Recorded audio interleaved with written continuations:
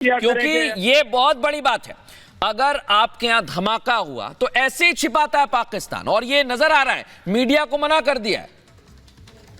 Ambassador, ये जो insurgent group है जैश अल-अदल आर्मी ऑफ जस्टिस, ये बेस्ड है पाकिस्तान में और हमला कर रहा है Sistan Balochistan province of Iran में। तो तभी तो ईरान ने अपनी नाराजगी प्रकट की है कि एक तरफ आप हमारे साथ कोऑपरेट करते हैं कि ना आपका बलूचिस्तान आज़ाद होगा ना मेरा होगा, हम साथ साथ रहेंगे, लेकिन दूसरी तरफ से आप मेरे बलूचिस्तान सिस्तान प्रोविंस में दंगा कर रहे हैं। सर, हमारी नेशनल मोटो तो है ना, सत्यमेव जयते, सच्चाई की हमेशा जीत होती है। पाकिस्तान की है झूठे का हमेशा बोलबाला। जो उनका दोस्त है, जो ईरान होता था, जिसकी वो मदद कर रहा, जो इनकी मदद कर रहा था टू कंट्रोल इंसर्जेंसी इन बलूचिस्तान, उसी के साथ धोखा कर दिया। कौन इन पे भरोसा करेगा सर? क्या आपके देश में पाकिस्तान के हमारे जो मेहमान है सर, आईने नहीं है? एक आईना खरीद के अपना चेहरा तो देखिए, आपको झूठ नजर आएगा सर। आरजू जी, मैं एक कमेंट आपका लेना चाहता हूं। कम से कम आपने ये बात मानी है, लेकिन इरशाद जी तो कह रहे हैं शायद गलती से चल गया होगा। अब मैं क्या कहूं आरजू जी, इस पर बताइए आप। गलती से मिसाइल चलता है कहीं? इस पर आप ये कह सकते हैं कि पाकिस्तान का जो हाल हुआ है आजकल, वो इसी तरह के पॉलिटिशियंस ने किया है। इसी तरह की जो हमारे जिनके हाथ में पावर है या जो पाकिस्तान को चलाते हैं, उनकी यही सोच है। हम मानते ही नहीं है कि कुछ हुआ है, तो फिर कैसे सही करेंगे? तो जाहिर है हमारा जो कुछ हो रहा है वो सही हो रहा है, हमारे साथ यही होना चाहिए। इरशाद जी बोलिए जरा। आप लोगों की वजह से ही, जैसे बिल्ली दूध पीते हुए आंख बंद कर लेती है, ऐसे आंख बंद कर रहे हैं आप लोग। नहीं, आंख बंद नहीं करते, हमारी आंखें भी खुली, हमारा ज़हन भी खुला हुआ है। हम देख भी रहे हैं, हम सुन भी रहे हैं, हम जो कुछ हो रहा है उसके खिलाफ एहतजाज भी करते हैं और उनको सबक भी सिखाते हैं जो हमारे दुश्मन है। अच्छा, एयर स्ट्राइक पे क्या कदम उठा रहे हैं बता दीजिए। तो दुश्मन को भी तरीका इरशाद जी, आपने कहा कि हम देखते भी हैं, समझते भी हैं, एयर स्ट्राइक पर क्या कदम उठा रहे हैं बताइए जरा। आ रहा हूं बख्शी सर, तुरंत आ रहा हूं। संभालिए। जो काम मोदी जी कर रहे हैं, ये राम मंदिर बनाने के लिए जो कुछ करने, राम मंदिर भारत में बन रहा है। पाकिस्तान में आतंकी संगठन पर ईरान की एयर स्ट्राइक के बाद पाकिस्तान का क्या एक्शन है बताइए? आप अपने हिंदुस्तान की खैर बनाएं। पाकिस्तान का एक्शन क्या है बताइए? अच्छा चलिए। पाकिस्तान के इदारे जाग रहे हैं, उन्हें मालूम है कि अपनी सरहद की हिफाजत कैसे करनी है। यानी एयर स्ट्राइक पर कोई कदम उठा रहे हैं नहीं उठा रहे हैं? अगर एयर स्ट्राइक उन्होंने दानिस्ता की है तो उनको बिल्कुल तबीयत साफ की जाएगी। अगर गलती से हो तो माजरत करेंगे। मैं एक बख्शी सर से कमेंट देना चाहता हूं। बख्शी सर भी बोलना चाह रहे हैं, और ये बड़ी हास्यास्पद बातें कर रहे हैं इरशाद जी आप। मुझे उम्मीद नहीं थी, बड़ा गंभीर मसला है, हो सकता है आपके लिए ना हो। बख्शी सर, आप कुछ कहना चाह रहे हैं, काउंटर करना चाह रहे हैं? इरशाद जी सुनिए, फिर आ रहा हूं आपके पास। बख्शी सर। देखिए साहब, हर 2 मिनट में पाकिस्तान के जो पॉलिटिशियन है वो अपने 1.5 पाव आधे पाव के न्यूक्लियर बॉम्ब पे आ जाते हैं और दुनिया जहान को धमकियां देते रहते हैं कि साहब टेररिज्म करना हमारा जन्म सिद्ध अधिकार। मैं साहब खत्म कर लूं, बीच में मत बोलिए इरशाद जी। था मैं खत्म कर लूं, फिर आप बोलिएगा, जवाब दीजिएगा। अब आप साहब धमकी दे रहे हैं ईरान को, आप धमकी दे रहे हैं ईरान को कि आप रिटेलिएट करेंगे।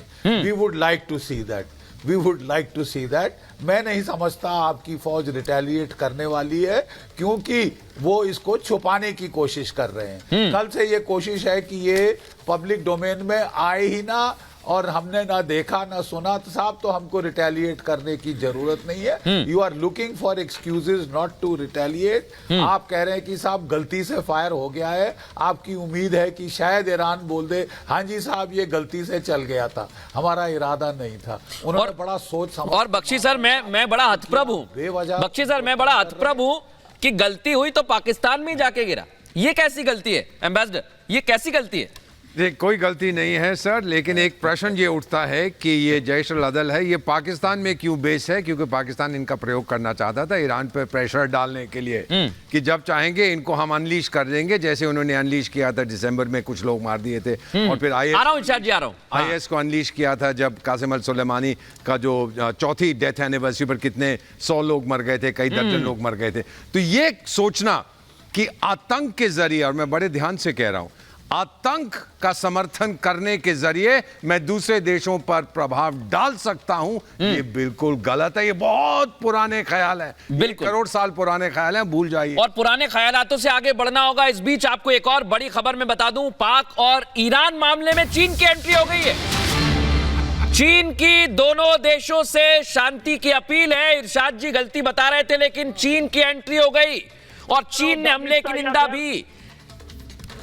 ये जानकारी आपको दे दूं, पाक के प्रधानमंत्री ने तो कुछ कहा भी नहीं है, लेकिन चीन ने दोनों देशों से कहा है कि आप शांति बनाए रखें। आरजू काजमी जी से कमेंट लेता हूं, उसके बाद कर्नल शैलेंद्र आप कुछ कहना चाह रहे हैं। लेकिन आरजू जी, चीन खुद मान रहा है, लेकिन आपके खुद इरशाद जी बैठे हुए हैं। इरशाद जी, आऊंगा आपसे जवाब लूंगा।